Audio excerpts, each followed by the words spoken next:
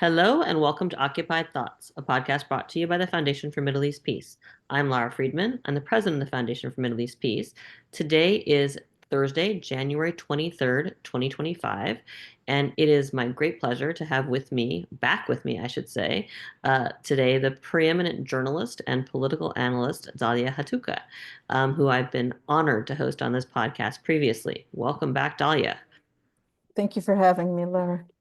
So, for those who don't already know her, and if you don't follow her, this is her work on social media and in the press and everywhere else. You should. You can follow her. I'll have links to all that in the show notes. But as a brief intro, Dalia is a multimedia journalist specializing in Israeli-Palestinian affairs and regional Middle East issues as they pertain to business and economics, culture, art, and U.S. foreign policy. I hope someday, Dalia, the situation will be such that I can have you back on the podcast to talk about things like culture, arts, business, and economics. That's not why I've had you on before, and not today. Dalia also writes about religion, fascinating, minorities, and immigration in the U.S. You can read her work in major outlets around the world, including Washington Post, Foreign Policy, Foreign Affairs, NPR, BBC, New York Review of Books, The Economist, Time, The Nation, The Intercept, Jewish Currents, The Guardian, and Al Jazeera, and that's not even a comprehensive list. And you can check out her bio and a compendium of her work at www.daliahatuqa.com. And then she is on X. It's at and Dalia Hatuqa, her name. So we're going to just jump in. The reason I asked you, and I asked you on short notice to be with me, is to talk about what's happening in the West Bank. And just, sort of brief introduction. So for 15 months, we all know most of the focus has been on Israel's war on Gaza and more recently its military offenses in Lebanon and in Syria. The West Bank has gotten sort of short shrift since October 7th. And this is despite the fact that there's been a lot happening in the West Bank since October 7th, where we see Israeli violence, including by settlers, by the IDF, by settlers enabled and supported by the IDF, by settlers in the IDF increasingly impossible to disaggregate. Its violence has been escalating, lots of people being killed. And then, of course, since Sunday, January 19th, when the current ceasefire came into force, it has escalated further with devastating results on the ground already and what appear to be even more devastating results going forward unless something changes. So we're going to talk about that today. I'm going to, for the sake of people's understanding of this, I want to break this down into sort of an arc. So I want you to first talk about the pre-October 7th situation in the West Bank. Then we're going to talk about October 7th through the ceasefire and then post-ceasefire. And there's a lot to cover, so I'm going to ask you to do this kind of telegraphically so we can get through it. And I'll have links to everything that we mentioned. So first round. So I want you to talk about the situation in the West Bank prior to October 7th, 2023. And here we're talking about with respect to IDF violence and settler violence and the increasing you can't really distinguish between the two. We saw that before October 7th. And just to give people some numbers as a reminder, according to the UN Office of the Coordinator of Humanitarian Affairs, OCHA, between January 1 and October 6, 2023, Israeli security forces had already killed 201 Palestinians in the West Bank. That's 2023 before October 7th. We also, as a reminder, February 2023, we had Israeli settlers rampaging in Hawara in the southern West Bank in what was called a pogrom. And then we had, I'm just going to quote Yesh Din, the Israeli NGO, which said in 2023, at least 10 Palestinians were killed by settlers and dozens of homes and vehicles were set on fire in that pogrom. And they concluded that, quote, 2023 was the most violent year in settler violence against Palestinians in the West Bank in both the numbers of incidents and their severity. So with all that, talk about, this is pre-October 7th in the West Bank.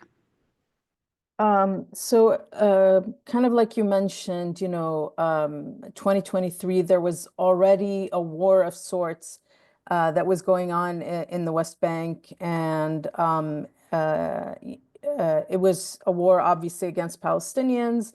It was marked by settler violence, surge in settler violence, and also the military, was responding with increasing and more brazen complicity.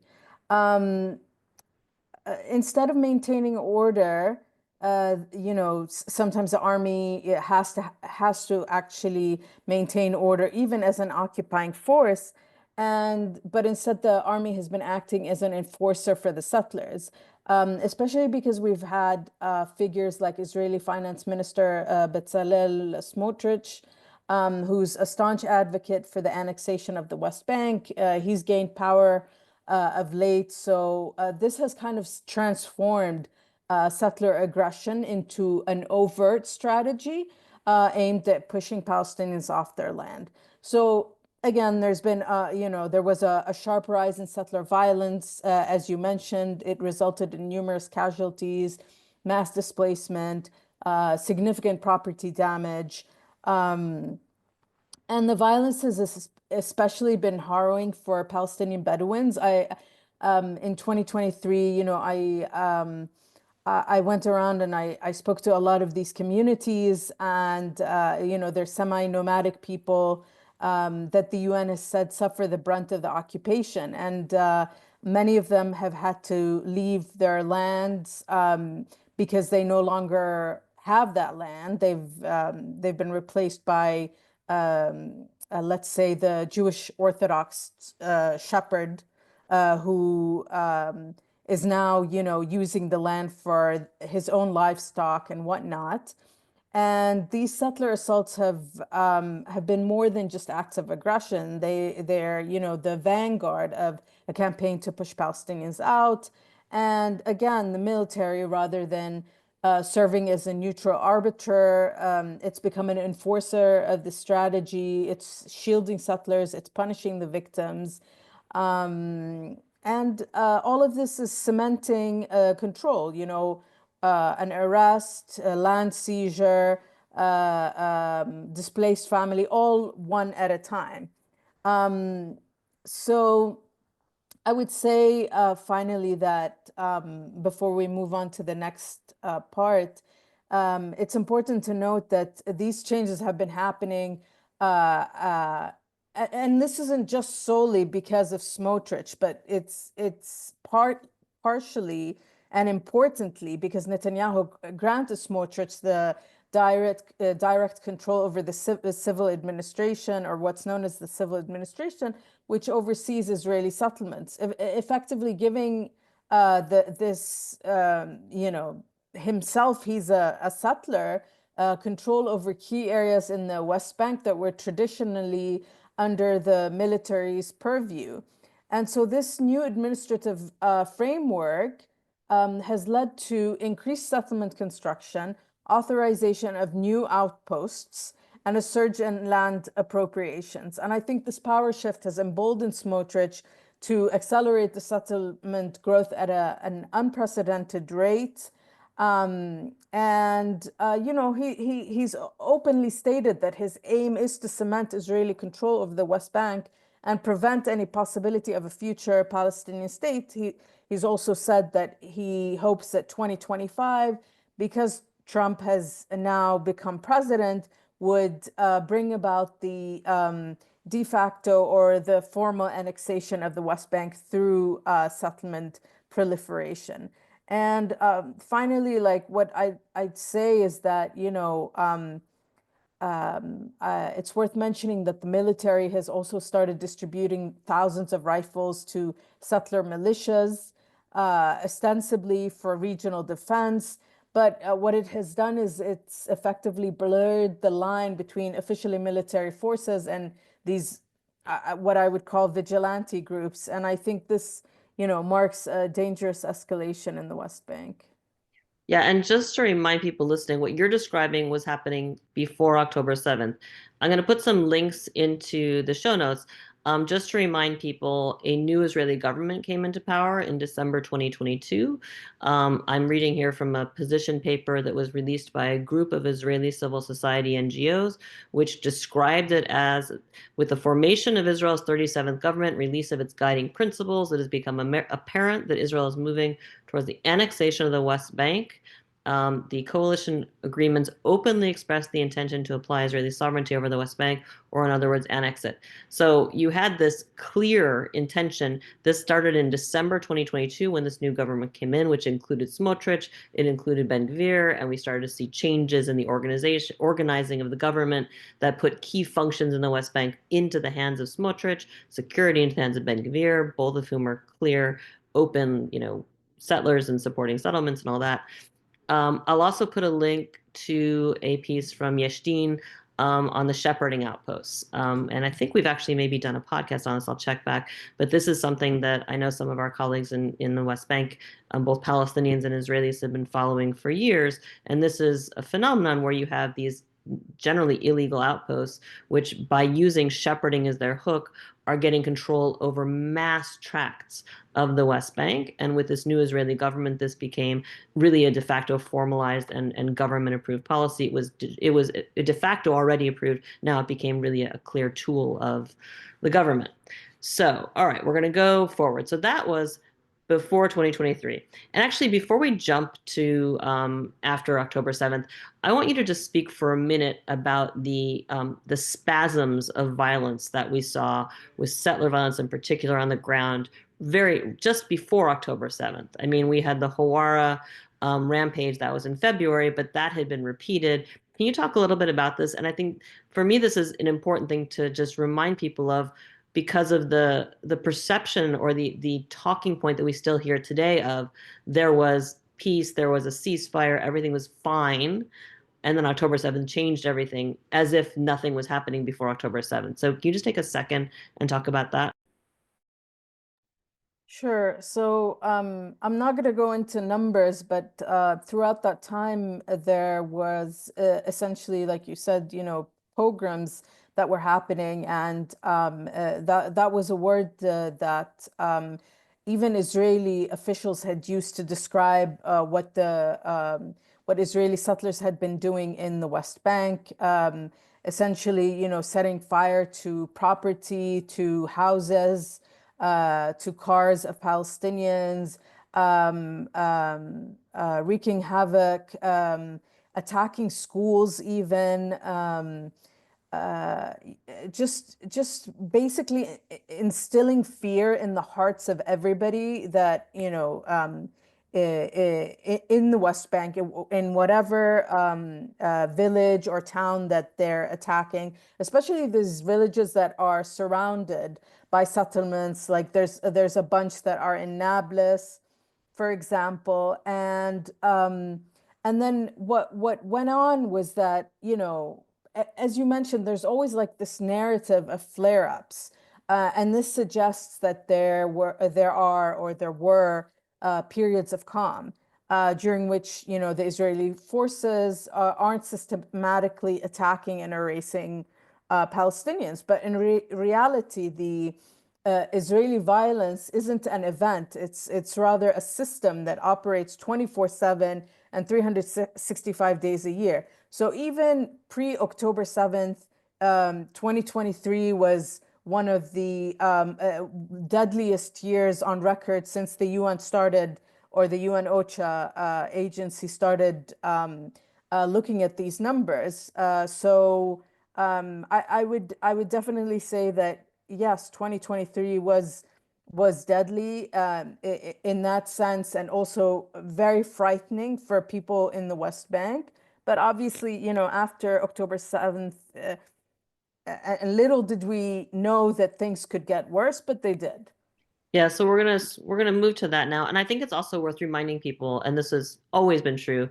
I think it became clearer after the new government came in December 2022 that there is no right to self-defense in the West Bank. So if settlers are attacking your home, there is no police that you can call to protect you. There's no army that will protect you, and that what we've seen for decades, and Yeshdin has been documenting this for decades, is there's impunity for settlers. This is again pre-October 7th to the present. There's impunity for the settlers who do attacking, and in many cases, they're actively enabled, if not aided and abetted, and we see this on video by the IDF. So that's sort of the overarching sort of story there up to the present when we see houses being burned and stuff. So let's talk about post October 7th through the ceasefire. So I want to note that back in August, you were already talking about the Israel's policy of Gaza-fication. I think he's a Gaza-fication of the West Bank. I'll put a link in the context of major IDF operations at that time. And I'm going to quote here also from 972 magazine, which wrote on December 4th, 2024, quote, at least 57 Palestinian communities have been forced to flee their homes since October 7th as a result of settler attacks. Of these, 7 have been partially displaced, and 50 have been wiped off the map entirely, which I think a normal person would just say that's ethnic cleansing. And quoting Amnesty International as well, this is from February 5th of 2024. Under the cover of the relentless bombardment and atrocity crimes in Gaza, Israeli forces have unleashed unlawful lethal force against Palestinians in the occupied West Bank, carrying out unlawful killings, displaying a chilling disregard for Palestinian lives. These unlawful killings are in blatant violation of international humanitarian law and are committed with impunity in the context of maintaining Israel's institutionalized regime of systematic oppression and domination over Palestinians. All right, so on the ground, October 7th through January 19th, 2025, what happened? Yes, a lot happened. So, 2024 also, after October 7th, immediately after, I think most Palestinians, whether in the West Bank or Gaza, realized that what was coming was going to be hell on earth. Um, um, in the West Bank, which is what I'm going to focus on, 2024 was very deadly. According to UN numbers, Israeli forces and settlers killed like something close to 500 Palestinians in the West Bank. But we also had a surge in Israeli demolitions, which reached a record high, close to 1,800 structures destroyed, which was 50% more than in 2023. And a quarter of these demolitions occurred during Israeli military operations and primarily in northern refugee camps. I think it's important to kind of note that. Settler violence also reached unprecedented levels in 2024. Again, we had casualties, property damage. There was, an increase from the previous year. There was a lot of forcible displacement as settlers attacked under the protection of Israeli forces. But I think it's also important to note that um, I, I want to mention the Palestinian Authority here because this took place, this very large operation by the Palestinian Authority took place in 2024 on the 5th of December, whereby they besieged the Jenin refugee camp, and about 2,000 people had to be displaced from Jenin camp to Jenin city and the surrounding villages. Thousands others, stayed behind and struggled to meet basic needs. And it was such a shock, I think, for people, even Palestinians who are critical of the PA, because this was one of the largest operations that the PA had carried out since its creation, basically. And it reinforced this idea that the Palestinian Authority was in cahoots with the Israelis. And to make matters worse, is 2 days after the ceasefire started, Palestinian Authority forces left the area only for the camp to be bombarded by Israeli forces, including from the air, leading to the killing of at least 10 Palestinians.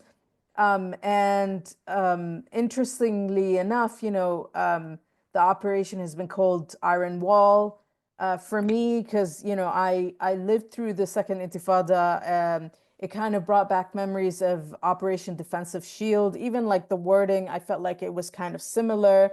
And Netanyahu called it like a large scale and significant military operation meant to eradicate terrorism in Jenin. And not one single shot was taken by the Palestinian Authority. Uh, except against Palestinians, obviously, which withdrew as Israeli forces attacked by land and air. And now the fear is that this operation is going to last for weeks. At least that's what Israeli officials have been saying in local media. And it's not only frightening for the people of Jenin, but also, people in the West Bank. And there's also a fear that, of what does this mean for the ceasefire in Gaza? Yeah, I wanted to ask you to talk a little bit more about the PA. There's also on social media, there are reports that the PA is allegedly cooperating with the IDF now in Jenin. I don't know if you want to comment on that. We've sort of jumped ahead to the last point, which is talking. Actually, let's give it a second. I will come back to that. So we have the period of of October 7th through the ceasefire, where we saw continual escalation. And anyone, you can look at any of the human rights organizations, Palestinian or Israeli, who've documented what were effectively revenge attacks exploiting the opportunity to grab land and push Palestinians off their land. And then Israeli military operations as well, which are framed as counterterrorism or, fighting, trying to get Iran, whatever they frame it as, there's no protection for any Palestinians on the ground. That's the bottom line. So on Tuesday, the day after the inauguration of President Trump, 2 days after the ceasefire started, Israel announced that it was launching Operation Iron Wall, which I agree, it brings back memories of the First Intifada. It also brings back, I think in terms of the language, it brings back for a lot of us, at least for people who say, as a Jewish person, it brings back Zev Jabotinsky's essay from 1923 about the Iron Wall. And I'm going to quote from that. He wrote, Zionist colonization, because the early Zionists were happy to talk about being colonists, Zionist colonization must either stop or else proceed regardless of the native population, which means that it can proceed and develop only under the protection of a power that is independent of the native population, behind an iron wall which the native population cannot breach. And you referenced what the government said they're going to do. I found an Israeli Hebrew language outlet. This is News 14, which quoted a senior security official as saying, quote, following the cabinet's decision to launch Iron Wall, we are embarking on a large-scale campaign in northern Samaria, that's the northern West Bank, which could also take months. At the end, the terrorist camps will cease to exist as terrorist strongholds. What we did in Gaza will also be done in them. Anyone seeing the visuals coming out of Gaza, if they weren't following these on social media in real time, they're now finally coming out in the mainstream media everywhere. You can see what was done in Gaza, which was treating the entire place as a terrorist stronghold effectively, and we can destroy everything. You posted a thread on X yesterday. I'll have a link to it. And you wrote, as soon as the ceasefire went into effect in Gaza, Israel, its army and settlers literally and figuratively set the West Bank on fire.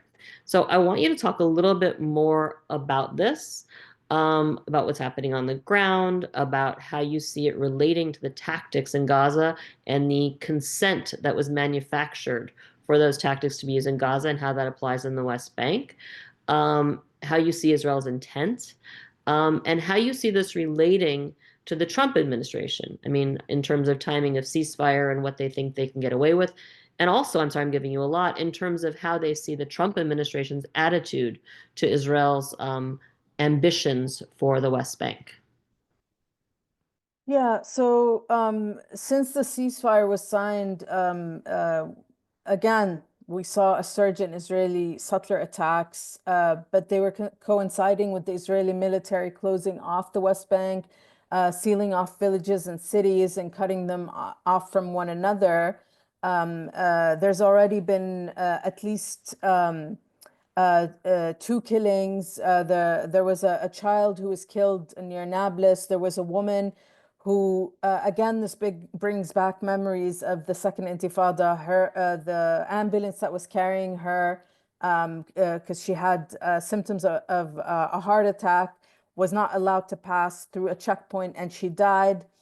And we're also seeing, price tag attacks, which are, when settlers go around setting houses and cars ablaze, carrying them out. And it looks like it's apparent retribution for the Israeli army's failure in Gaza, or at least like for Israelis, that's what it is. And by the way, or it's worth adding that in the midst of all of this, the Israeli army shot and I think killed a couple of settlers who they thought were Palestinians, which led to mass protests by settlers against the army and also retribution against Palestinians because Palestinians always pay the price. Yeah, and all across, the West Bank, I've been seeing like these new metal gates that have been erected by the army to stop Palestinian movement. Even Jericho, a lifeline for people trying to get into Jordan and elsewhere around the world, has been sealed off, or people are made to wait for hours at a single checkpoint.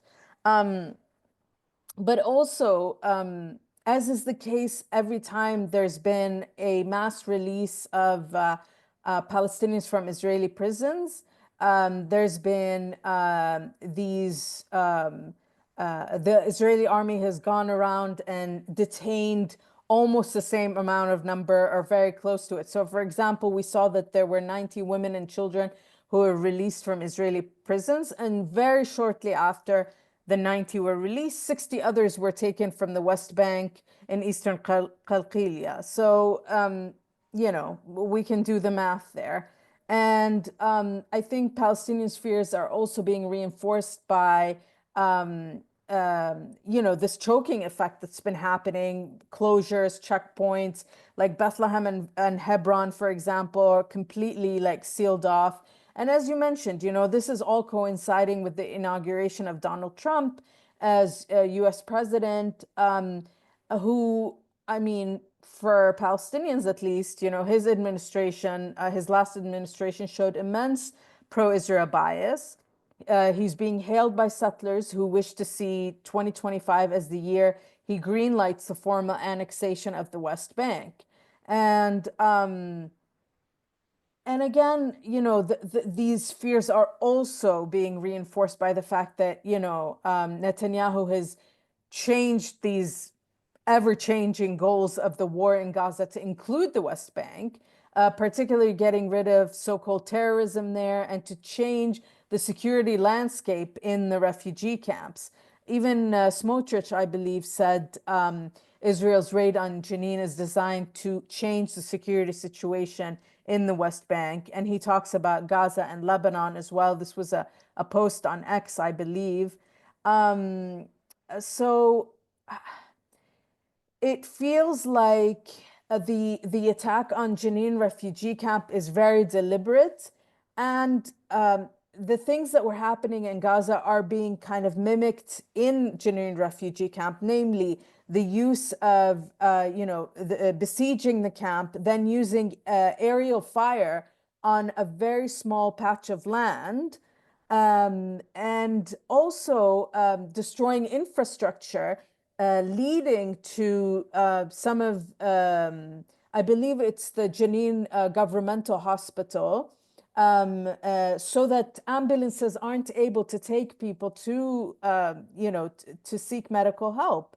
And even today, we saw pictures of Palestinian patients being made to leave the hospital under gunpoint, and you see these old men being carried by women and or kids or what have you, and these are all pictures that are reminiscent of what went on in Gaza.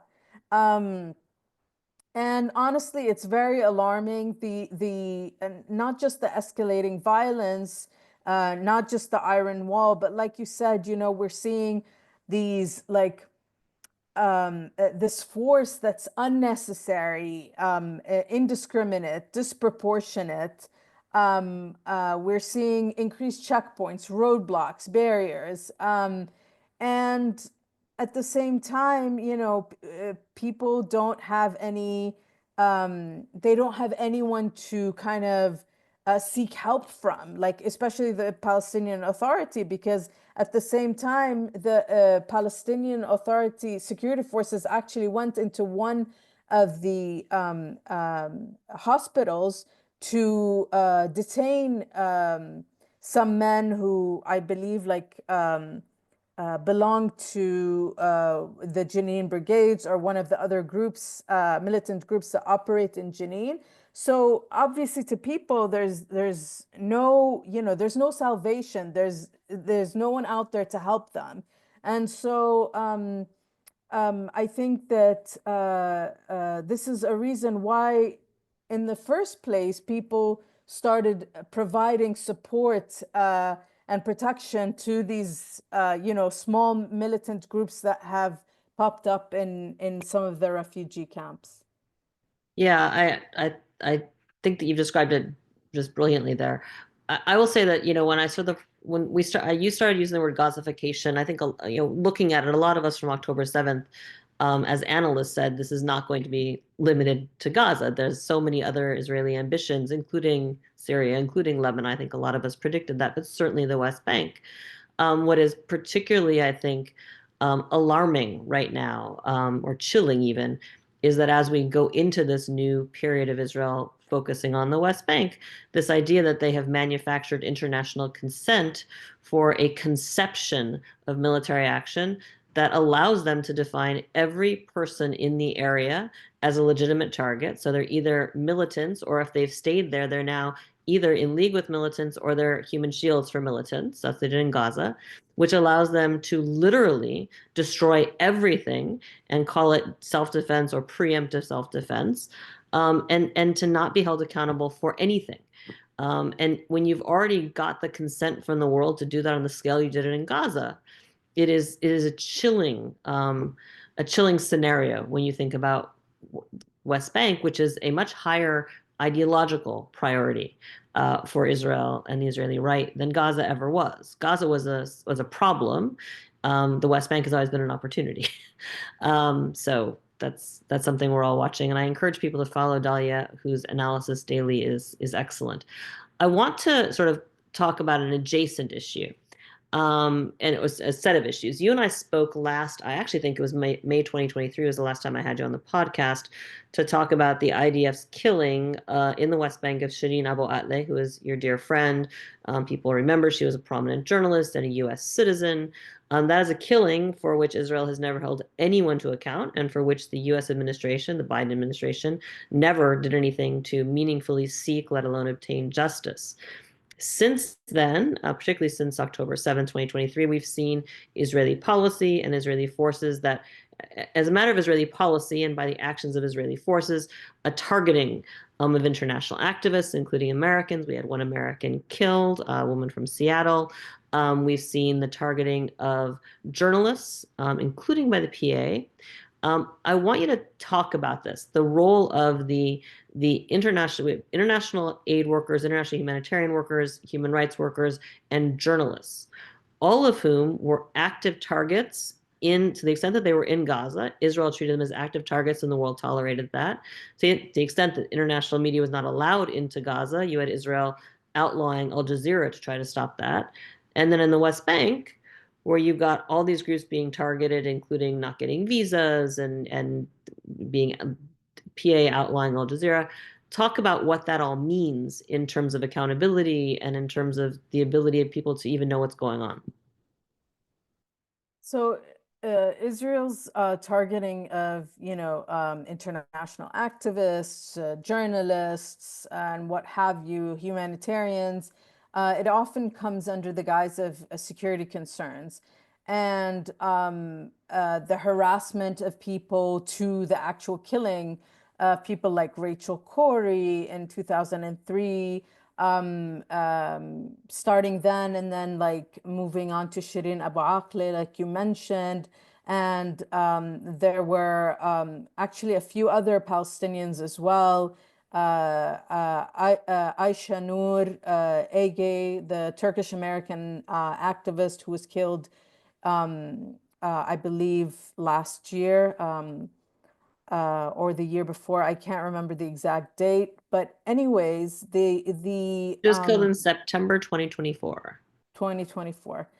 And it just seems to communicate a deliberate intention to stifle international solidarity with Palestinians, no matter what it is. So this strategy, I mean, effectively isolates Palestinian civil society. It limits global scrutiny of its policies.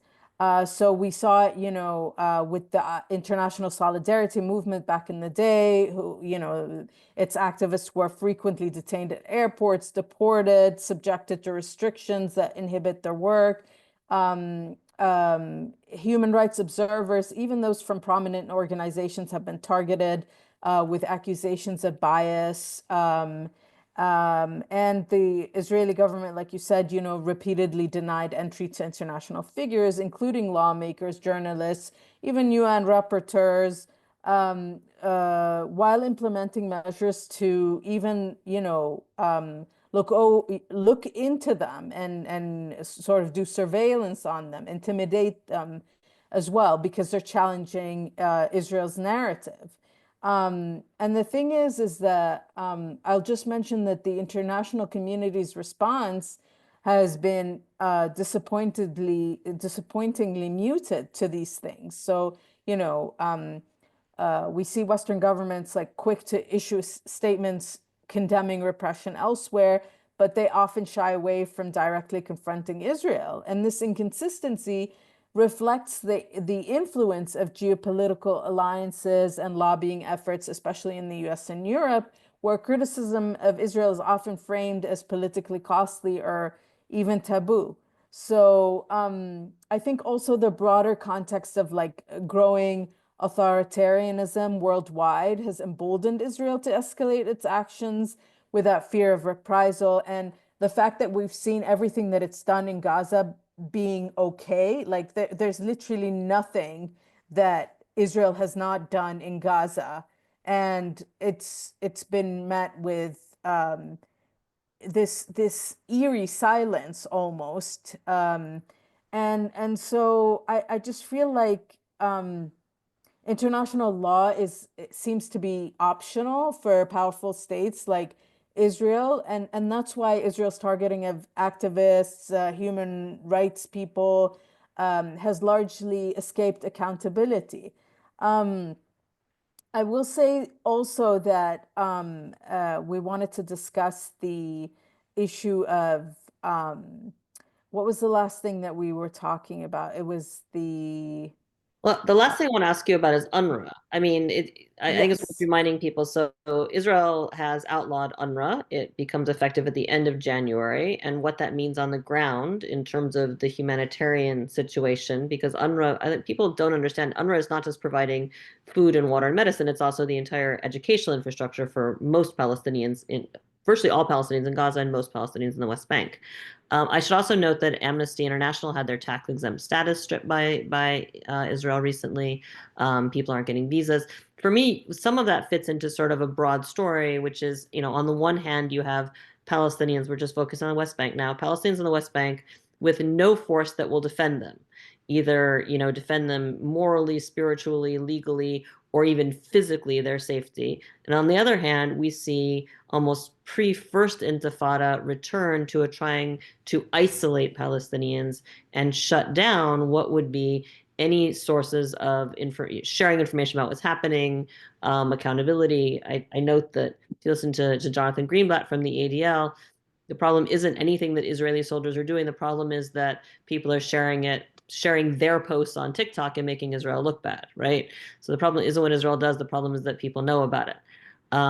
So I mean that's where that fits into. For me, you see these parallel tracks, completely vulnerable and being targeted, and an escalation in efforts to prevent anyone from knowing about it, let alone advocating for them or trying to defend them. But I want to talk about UNRWA. That was my last thing. Yeah. So, Israel's efforts to obstruct the operations of international humanitarian organizations, and namely UNRWA, fall under the broader strategy of like trying to shield its policies from scrutiny and to erode avenues of support for Palestinians. So these measures, which include like denying visas to international staff, revoking tax exempt statuses, and banning or restricting organizations like UNRWA, are calculated moves that aim to dismantle the infrastructure of solidarity, but also the assistance that Palestinians rely on, while also consolidating, as you mentioned, the control over the narrative and the ground realities. And so I think the outlawing of UNRWA is perhaps the most aggressive step in the strategy. I mean, Israel has long sought to undermine UNRWA's mandate, arguing that it perpetuates the refugee issue by recognizing descendants of Palestinian refugees as refugees themselves. But the thing is by criminalizing UNRWA's work and pushing for its defunding, Israel aims to weaken this institution that, again, you mentioned it provides critical education, healthcare, social services to millions of Palestinians.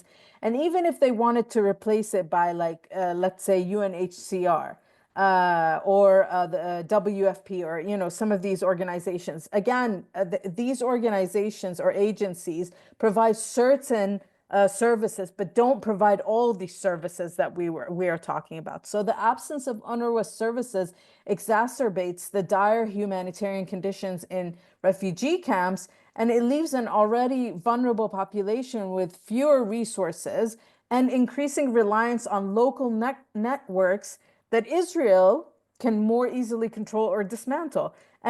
And also, interestingly enough, if Israel does not want Palestinians to rely on the likes of Hamas or other, militant groups, then taking away UNRWA, by taking away UNRWA, it's effectively pushing people into the arms of these groups, because these are the groups that are actually going to provide relief and services and whatnot.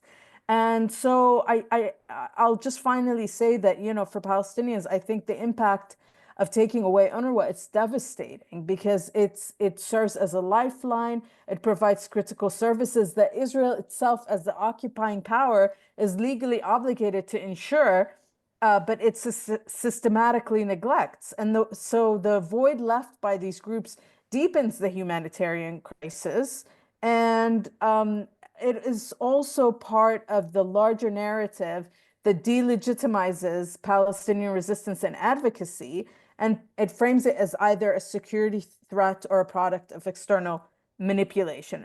And the intent behind these moves is clear. It's to sever Palestinians from global solidarity networks and to make the occupation more sustainable by isolating and disempowering them. Yeah, absolutely. I said that was the last question. I did say earlier we were going to circle back to the PA. And I actually, if you don't mind ending on this, I want to talk a little bit more about the PA. You talked about in December, its offensive in Jenin. We talked about even now it's seen as collaborating with Israel with its current offensive. What is going on? And also, let's be clear, the PA has been arresting journalists. It's not just that it outlawed Al Jazeera, it's been arresting journalists. What is behind these actions? What is it trying to, who is it trying to please?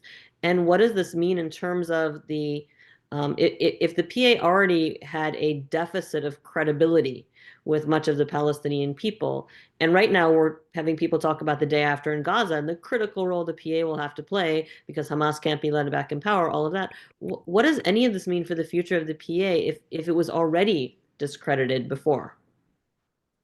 So basically, I mean, the issue on the ground that started all of this was the Palestinian Authority crackdown on a coalition of armed groups in Jenin refugee camp, and these groups are affiliated with the more traditional Palestinian factions like Hamas, Palestinian Islamic Jihad, but even Fatah, the party that controls the PA. Unfortunately, like you said, the Palestinian Authority operating in Jenin camp has actually killed Palestinians. There was Shada Sabbagh, a female journalist who had been speaking to residents in the camp about the security operation, and she was shot in front of her house, and her family blamed them, even though the Palestinian Authority denied responsibility. But 4 days after that, the Palestinian Authority went and banned Al Jazeera and closed their offices in Palestine. And that's very, very strange because Al Jazeera is believed to be the most popular, I would say the most popular media network in the West Bank. And but for people, the issue or the decision to do that is part of a broader attempt to silence criticism of its security operations in the Jenin refugee camp, because Al Jazeera was going like was very big on showing what's happening in the camp. And I don't think the PA understood that at the time, all these images that were coming out of the camp were already on social media. It was like, citizen journalists or like, just random people showing what's happening. And so effectively, Al Jazeera was broadcasting what's already being said, but it was just too much for them. And so I think that when finally, Al Jazeera was shut down, people started talking, obviously, and a lot of people started saying, well, this is, they're trying to stifle free speech, and even though the PA says that what was going on is that there's that Al Jazeera was inciting hatred and disturbing public order and using all these like really strange excuses that we've heard from authoritarian authoritarian regimes like in Egypt and whatnot. I think the PA has repeatedly shown that it has little regard for the Palestinian people, and this is one of the ways it has done that. It has no issue with the implications of shutting down a network like Al Jazeera, even going as far as mimicking the Israeli occupation. So if you look at social media, there are these two pictures going around with Israel shutting down Al Jazeera's offices. And then here you see the PA also similarly coming in and handing over a decision to the office director, being like, okay, you need to shut down. But that's the thing, the PA doesn't seem to care. As far as Palestinians are concerned, many believe that the decision will affect the coverage of their suffering to the world, especially now that what's happening with Israeli settlers and whatnot. And losing Al Jazeera, it affects the coverage, not just in the West Bank, but also in the Gaza Strip. And at the end of the day, this isn't about, restoring law and order, because the Palestinian Authority has been very clear that security cooperation with Israel is, as Mahmoud Abbas once called it, sacred. And so they are hoping that by going after these armed groups in Jenin refugee camp, I think the PA is trying to prove to Israel and maybe to international parties as well that it's able to handle governing the Gaza Strip when the war there ends. So I feel like that's the crux of it. But for the public, it just shows the increasing PA complicity in the occupation, all of which could fuel further unrest, I think. All right. On that, hopefully, well, that not hopeful note, but likely prescient, knowing you because you tend to be right. We're gonna have to stop there. So Dalia, thanks so much for joining me today. As always, I'm gonna warn you now that I will be asking you to come back for another conversation at some point soon. Thank you so much. For our audience, thank you for listening or for watching. This went on a little longer than I'd planned, but I just wanted to ask you more questions. That is entirely my fault. For folks, don't forget to follow Dalia on X and at Dalia Hatuqa. And as always, subscribe to Occupied Thoughts so you don't miss the great content we have coming out all the time, iTunes, SoundCloud, Spotify. And you can also find this podcast, both the video and the audio link, at www.fmep.org. And I'll have extensive show notes for everything we talked about. So with that, we're going to end it here. I'm Lara Friedman. Thank you, Dalia Hatuqa. And we're signing off until the next episode of Occupied Thoughts.